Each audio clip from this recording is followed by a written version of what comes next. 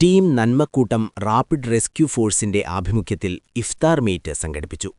പരസ്പര സ്നേഹത്തിന്റെയും സാഹോദര്യത്തിന്റെയും ഐക്യത്തിന്റെയും സന്ദേശമുയർത്തി സ്നേഹം പങ്കുവയ്ക്കാനും സൗഹൃദങ്ങൾ പുതുക്കാനും വേണ്ടി നടക്കൽ സ്പോർട്ടിഗോ ടർഫിൽ നടന്ന സംഗമം Poonjar MLA advocate Sebastian Kulathunkal ഉദ്ഘാടനം ചെയ്തു.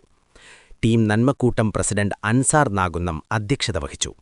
ഈരാട്ടുപേട്ട നഗരസഭാ ചെയർപേഴ്സൺ അഡ്വക്കേറ്റ് ബി.പി. നാസർ, സംസ്ഥാന ഹജ്ജ് കമ്മിറ്റി അംഗം P E. Muhammad Zakir, Kerala fire and rescue Erattupetta officer Jobin Mathew, Kottayam swimming academy chairman Abdul Kalam Azad, team emergency Kerala president Ashraf Kutty, team rescue force president Naushad Velluparambil, കലാകാരൻ ഇർഫാൻ, PDP ജില്ലാ president Nishad Nadakkal, welfare party municipal president Haseeb Veliyath, CPM local secretary Shameer Pulikkichalil, നഗരസഭാ കൗൺസിലർമാർ, മാധ്യമപ്രവർത്തകർ തുടങ്ങി വിവിധ രാഷ്ട്രീയ സാംസ്കാരിക റെസ്ക്യൂ മേഖലയിലെ പ്രമുഖർ ആശംസകൾ അറിയിച്ച് സംസാരിച്ചു.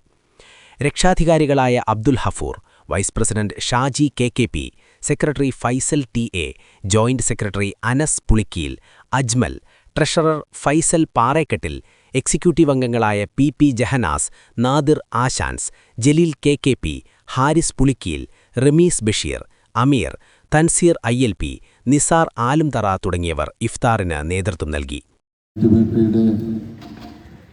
മുഖമുദ്രകളിലൊന്നാണ് രക്ഷാപ്രവർത്തനവും ജീവകാരുണ്യ പ്രവർത്തനവും. അതിലാദ്യം ഉയർന്നു വന്ന പേരാണ് നന്മക്കൂട്ടം.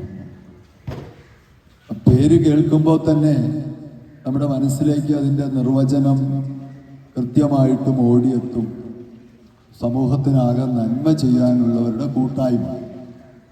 വളരെ ലളിതമായ വാക്കുകളിലൂടെ നടത്തുന്ന മുഴുവൻ പ്രവർത്തനങ്ങളുടെയും അർത്ഥതലങ്ങളും സന്ദേശവും സമൂഹത്തിന് പകർന്നു നൽകാൻ ടീം നന്മക്കൂട്ടത്തിന് കഴിഞ്ഞു.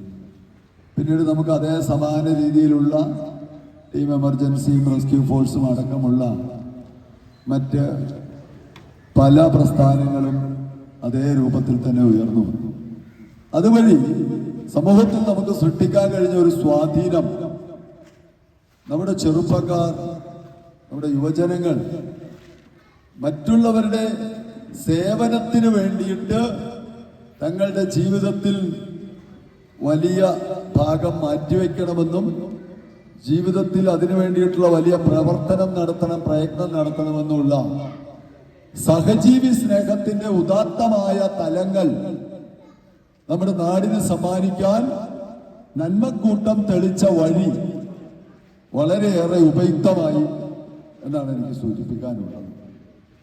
ഒരുപക്ഷെ മറ്റൊരിടത്തും ഇത്തരം ഒരു സമയം പെട്ടെന്നൊരു അത്യാഹിതം ഉണ്ടായാൽ എല്ലാവരും ഓടിക്കൂടും, എല്ലാവരും പറ്റുന്നതൊക്കെ ചെയ്യും. പക്ഷെ അതിനുവേണ്ടി മാത്രമായി ഒരു സംവിധാനം ഒരുക്കുക, അതിനുള്ള ഉപകരണങ്ങളും ഉപാധികളും എല്ലാം ഒരുക്കി വയ്ക്കുക, അതിനുള്ള പരിശീലനം നേടുക, വെളിപ്പുറത്ത് ഓടിയെത്താനുള്ള സന്നദ്ധത, അതിന് തങ്ങൾക്ക് വരുന്ന നഷ്ടമോ തങ്ങൾക്ക് വരുന്ന ബുദ്ധിമുട്ടോ, എന്തിനേറെ തങ്ങളുടെ ജീവൻ പോലും ഒരുപക്ഷെ അപകടത്തിലാകാം എന്ന ബോധ്യം ഉള്ളിലുള്ളപ്പോഴും ആ സാഹചര്യത്തെ തൃണവൽഗണിച്ചുകൊണ്ട് സ്വജീവൻ ത്യജിച്ചും അപരന്റെ ജീവൻ രക്ഷിക്കാനുള്ള മനുഷ്യ സ്നേഹത്തിന്റെ ഉദാത്തമായ ഭാവം, ആ തലങ്ങൾ, അത് നമ്മുടെ നാടിന് കാണിച്ചു കൊടുക്കാൻ നന്മക്കൂട്ടത്തിനും സമാന രീതിയിലുള്ള മറ്റ് സേവന പ്രസ്ഥാനങ്ങൾക്കും കഴിയുന്നു എന്നുള്ളത് വേറിട്ട മാതൃകയാണ്. പ്രത്യേകിച്ച് വർത്തമാനകാല സാഹചര്യത്തിൽ സഹായങ്ങൾക്കും സേവനങ്ങൾക്കും പോലും ജാതിയുടെയും മതത്തിന്റെയും രാഷ്ട്രീയത്തിന്റെയും കണ്ണട വെച്ച് നോക്കാൻ ശീലിച്ചുകൊണ്ടിരിക്കുന്ന, അല്ലെങ്കിൽ ആ രീതിയിലേക്ക് അനപലക്ഷണീയമായ ഒരു വഴിയിലേക്ക് മാറിപ്പോയിക്കൊണ്ടിരിക്കുമ്പോഴാണ് നമ്മുടെ ഈ വേറിട്ട പാത എന്നുള്ളതാണ് ഇതിന്റെ പ്രസംഗം. ചുരുങ്ങിയ നിമിഷങ്ങൾക്കുള്ളിൽ നോമ്പ് തുറക്കുള്ള സമയമാണ്. ഞാൻ ദീർഘമായ പ്രസംഗത്തിലേക്ക് ഒന്നും പോകുന്നില്ല. ഒരുപക്ഷെ ഇനിയും ആശംസാ പ്രാസംഗികര് ഒക്കെ ഉണ്ടാവും. ഇവിടെ ഞാൻ മനസ്സിലാക്കുന്നൊരു കാര്യം, നന്മക്കൂട്ടം അവർക്ക് ഉപകരണങ്ങളും സംവിധാനങ്ങളും ഒക്കെ ഉണ്ടെങ്കിലും സ്വന്തമായി സ്ഥിരമായ ഒരു ആസ്ഥാനമില്ല. ഇത്തരം ഒരു ആസ്ഥാനം ഉണ്ടാക്കുന്നതിന് വേണ്ടിയിട്ടുള്ള ഒരു ഇരിപ്പിടം ഒരുക്കുന്നതിനുള്ള പ്രയത്നത്തിലാണ് നന്മക്കൂട്ടത്തിൻ്റെ അംഗങ്ങൾ എന്നാണ് ഞാൻ വിചാരിക്കുന്നത്, ഞാൻ കരുതുന്നത്, ഞാൻ മനസ്സിലാക്കി വെച്ചിരിക്കുന്നത്. അങ്ങനെ അവർക്കൊരു ആസ്ഥാനത്തിന് വേണ്ടിയിട്ടുള്ള ഒരു സ്ഥലലഭ്യത നിങ്ങൾക്ക് ഉറപ്പുവരുത്താൻ കഴിഞ്ഞാൽ അവിടെ നിങ്ങൾക്കുള്ള അത്യാവശ്യ കെട്ടിടം പണിതു തരാനുള്ള വലിയ സഹാരണം MLA എന്നുള്ള നിലയിൽ എൻ്റെ ഭാഗത്തുനിന്ന് ഉണ്ടാവുമെന്ന് ഈ ഇഫ്താർ വിരുന്നിൽ നിങ്ങളോട് സൂചിപ്പിക്കാനായിട്ട് ഞാൻ ആഗ്രഹിക്കുകയാണ്. നല്ലതിൽ കോട്ടയം ജില്ലയിൽ അക്ഷരനഗരിയുടെ ആദ്യത്തെ ഒരു സന്നദ്ധ സേനയായി വളർന്നു വന്ന ടീം നന്മക്കൂട്ടം എന്നറിയപ്പെടുന്ന ഒരു വലിയ ഒരു സംവിധാനമാണ് ഇന്ന് ഈ ഇഫ്താർ സംഗമം സംഘടിപ്പിച്ചിരിക്കുന്നത്. നന്മക്കൂട്ടം എന്ന് പറയുന്ന ഒരു വെറും ഒരു കൂട്ടായ്മയായിട്ട് തുടങ്ങി പിന്നീട് ഇന്ന് സംസ്ഥാന തലത്തിൽ വരെ ചർച്ച ചെയ്യപ്പെടുന്ന വളരെ അടിസ്ഥാനപരമായ പരിശീലനങ്ങൾ നേടിയ വിപുലമായ പരിശീലന പരിപാടികളുടെ ഫലം സമൂഹത്തിൽ രക്ഷാപ്രവർത്തനങ്ങൾ മാതൃകാപരമായി ചെയ്തു വരുന്ന ഒരു വലിയ കൂട്ടായ്മയാണ്. സത്യത്തിൽ ഈ നാട് ചേർന്ന് അവർക്കാണ് ഈ ഇഫ്താർ സംഗമം സംഘടിപ്പിക്കേണ്ടിയിരുന്നത്. നമ്മൾ പോലും അത്ഭുതപ്പെടുന്നത് ഇത്തരം സാമൂഹിക മതസൗഹാർദ്ദ കൂട്ടായ്മകളിലേക്ക് അവരെത്രത്തോളം ഊന്നൽ നൽകിക്കൊണ്ടാണ് അതിൻ്റെ ഭാരവാഹികളും പ്രവർത്തകരും മുന്നോട്ട് പോകുന്നതെന്ന് അറിഞ്ഞാൽ വളരെ ശ്ലാഘനീയമായ ഒരു മുഹൂർത്തമാണിത്. നമ്മുടെ വീടിനടുത്താണ്, നാടറിയുന്ന നമ്മുടെ നാട്ടിൽ തന്നെ ജോലിയാണെന്നാണ് നമുക്ക് ഏറ്റവും കംഫർട്ട്. ഞാൻ ഒരിടയ്ക്ക് ഫേസ്ബുക്കിൽ ഒരു പോസ്റ്റ് ഇട്ടാണ്, ആർക്കെ ശ്രദ്ധിച്ചിട്ടുണ്ടെന്ന് എനിക്ക് അറിഞ്ഞുകൂടാ. നമ്മൾ എവിടെയായിരുന്നെങ്കിലും നമ്മളിപ്പം പല ഔദ്യോഗികപരമായിട്ടുള്ള പല കാര്യങ്ങൾക്ക് വേണ്ടിയിട്ട് നമ്മൾ പുറത്തൊക്കെ യാത്ര ചെയ്യുന്നതാണ്. പക്ഷേ എവിടെ ഇപ്പോൾ തിരുവനന്തപുരത്താണെങ്കിലും ഇപ്പുറത്തെ തൃശ്ശൂരാണെങ്കിലും എവിടെ നിന്നാലും ഈരാറ്റുപേട്ട എന്നൊരു ബസ്സിൻ്റെ ബോർഡ് കാണുമ്പോൾ എനിക്കുള്ളിലൊരു അൽഭയമാൻ എപ്പോഴും തോന്നാറുണ്ട്. ഇതൊരു പ്രത്യേക വൈബ് തന്നെയാണ്. എൻ്റെ നാട്ടിലോട്ടും ഇങ്ങനൊരു ബസ്സുണ്ടല്ലോ, തിരുവനന്തപുരം സിറ്റിയിൽ നിന്ന് അല്ലെങ്കിൽ തൃശ്ശൂരിൽ നിന്ന് അല്ലെങ്കിൽ കോഴിക്കോട് നിന്ന് ഈരാറ്റുപേട്ടയ്ക്ക് ഒരു ബസ്സുണ്ടല്ലോ എന്നുള്ളതിൽ ഏറ്റവും അധികം അഭിമാനിക്കുന്ന ഒരു വ്യക്തിയാണ് ഞാൻ. അതോടൊപ്പം ടീം നന്മക്കൂട്ടം പ്രവർത്തകരോടൊപ്പം ഒരുപാട് ദുരന്ത മുഖങ്ങളിൽ വർക്ക് ചെയ്യാൻ സാധിച്ചിട്ടുണ്ട്. ഇതിൽ പ്രധാനപ്പെട്ട ഒരു സ്പോട്ട് ഏരിയ ആയിരുന്നു നമ്മുടെ മാറമലരുവി, അതുപോലെ തന്നെ നമ്മുടെ കടപുഴ വെള്ളച്ചാട്ടം. ഇവിടെയൊക്കെ എൻ്റെ കൂടെ വർക്ക് ചെയ്ത് ഒത്തിരി പേര് ഇവിടെ ഇരിപ്പുണ്ട്. ഹാരിസ് ഇരിപ്പുണ്ട്. നമ്മളൊക്കെ ഒന്നിച്ചാണ് മറ്റേ കടപുഴയിൽ വെള്ളച്ചാട്ടത്തിൽ ആളെടുത്തത്. അതോടൊപ്പം തന്നെ സദ്ദാമ റമീസ് ഇവർക്ക് എന്നോടൊപ്പം പഠിച്ചതാണ്. പിന്നെ എൻ്റെ നാട്ടുകാരായിട്ടുള്ള ഒരുപാട് പേര്.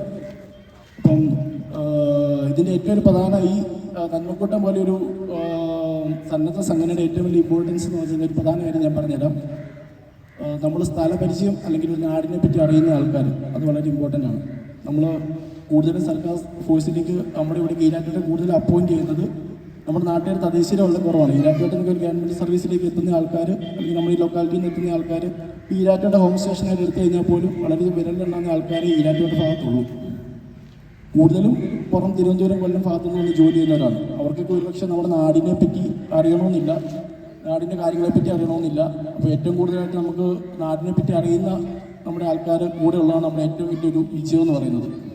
നമ്മളെ സംബന്ധിച്ച് ഇഫ്താർ വലിയ സമൂഹത്തിൽ വലിയ ഗുണമുണ്ടാകുന്നുണ്ട് എന്നുള്ളത് ഒരു വസ്തുത തന്നെയാണ്. സമൂഹത്തിൽ സ്നേഹവും സൗഹാർദ്ദവും പരസ്പരം അങ്ങോട്ടും ഇങ്ങോട്ടുമൊക്കെ കൈമാറുന്ന ഒരു അസുലഭ നിമിഷമാണ് ഇഫ്താർ മീറ്റുകൾ.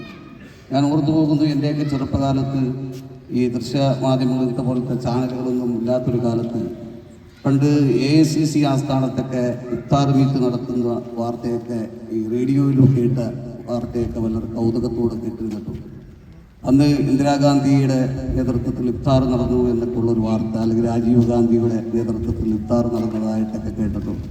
പക്ഷേ ഇന്ന് ഇഫ്താറുകൾ നമ്മുടെ സംസ്ഥാനത്തും നമ്മുടെ നാട്ടിലുമെല്ലാം ഇങ്ങനെ വളരെ പട്ടണങ്ങളിലും എന്നല്ല ഗ്രാമങ്ങളിൽ പോലും ഇഫ്താറുകൾ വളരെ സജീവമാകും.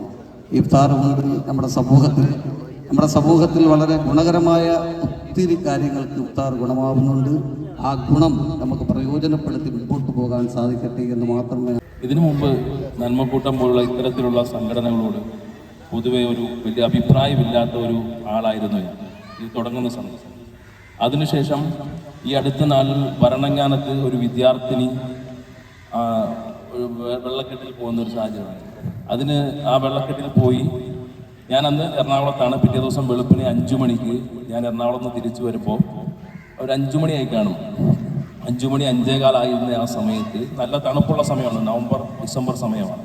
ആ 5:15 നന്മക്കൂട്ടത്തിലെ പ്രവർത്തകർ അവിടെ നിന്ന് അന്ന് ഫയർഫോഴ്സ് സംവിധാനങ്ങളൊന്നുമില്ല, 5:15 ആ തണുപ്പുള്ള ആ സാഹചര്യത്തിൽ നന്മക്കൂട്ടത്തിലെ പ്രവർത്തകർ അവിടെ നിന്ന് ആ ബോഡി അന്വേഷിക്കുന്ന നോക്കുന്ന ഒരു സാഹചര്യം ഞാൻ കണ്ടപ്പോൾ സത്യത്തിൽ അതുവരെ ഞാൻ വിചാരിച്ചിരുന്ന കാര്യങ്ങളെല്ലാം തെറ്റാണ് എന്ന് എനിക്ക് ബോധ്യപ്പെട്ട നിമിഷം കൂടിയായിരുന്നു. അതിവിടെ പറയാനും കൂടിയാണ് ഞാൻ ഇന്ന് യോഗ വേദിയിൽ വന്നത്. അതുപോലെ തന്നെ മറ്റ് സന്നദ്ധ മേഖലയിൽ ഇടപെടുന്ന എല്ലാവരും ഇത്തരത്തിൽ യാതൊരു ലാഭേച്ഛയും കൂടാതെ ജനങ്ങൾക്ക് വേണ്ടി ഇങ്ങനെ ഇടപെടുവാൻ നിങ്ങൾക്ക് സാധിക്കും, മറ്റാർക്കും സാധിക്കില്ല. അതിനിയും തുടരട്ടെ. ഇങ്ങനെ ഒരു കൂട്ടായ്മയിൽ പങ്കുചേരുവാനും ഈ ടീമിന് ഹൃദയം നിറഞ്ഞ ആശംസകൾ നേരുവാനുമാണ് ഇവിടെ എത്തിച്ചേർന്നത്.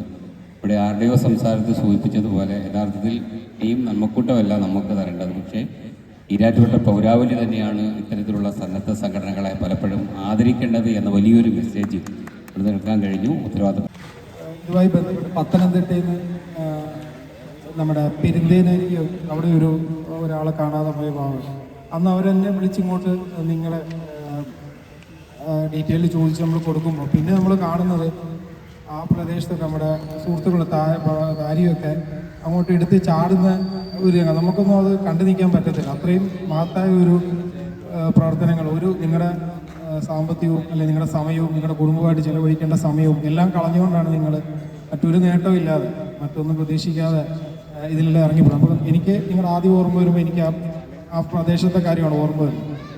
അപ്പം നിങ്ങൾ നമ്മുടെ നാടിൻ്റെ ഈരാറ്റുപേട്ടയുടെ ഒരു മുഖമുദ്രയാണ്. നല്ല രീതിയിൽ ഇത്ര നാൾ ഇതുപോലെ തന്നെ ഇനി മുമ്പോട്ട് പോകാൻ ഇതുവരെ നിങ്ങളുടെ എന്ത് കാര്യത്തിലും നമ്മളോട് സഹകരിക്കാവുന്ന മേഖലകളെല്ലാം സഹകരിച്ചിട്ടുണ്ട്. ഈ മുമ്പോട്ടും ഇൻഷാല്ലാ സഹകരണം ഉണ്ടാവും. ഈ നന്മക്കൂട്ടത്തിൻ്റെ ഇഫ്താർ മീറ്റിൻ്റെ ക്ഷണം സ്വീകരിച്ച് ഇവിടെ എത്തിയ എല്ലാ നല്ലവരായ